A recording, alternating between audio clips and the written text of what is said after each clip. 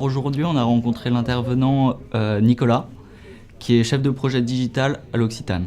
Je suis intervenu sur la gestion de projet, notamment dans le cadre d'un dispositif digital, de savoir comment se déroule la gestion d'un projet du début à la fin. On retrouve beaucoup de grandes méthodologies, beaucoup de grandes approches, l'agilité, les cycles en V, le design thinking, bref, beaucoup d'approches pour prendre un projet, un problème, une solution et l'emmener de son début à la fin.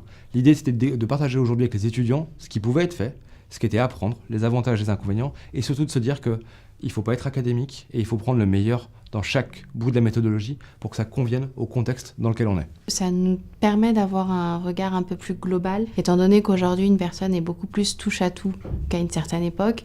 Il est important d'avoir un regard un peu outside the box. On a pu découvrir justement la facette qu'on ne voit pas, qui est en amont de notre travail, et du coup celui de l'édification d'un projet plutôt avant l'arrivée dans la partie technique. C'est important pour nous d'avoir des interventions qui sont un peu plus généralistes et sont complémentaires effectivement à ce qu'on fait tous les jours. Ce qui est intéressant vis-à-vis du fait de rencontrer des professionnels, c'est de nous apporter une vision de l'entreprise qui va nous permettre d'être mieux préparés pour le moment où on arrivera en entreprise à la fin de la formation. Ça nous donne des aspects spécifiques du métier de développeur, notamment sur les parties en amont et du coup de la genèse des projets.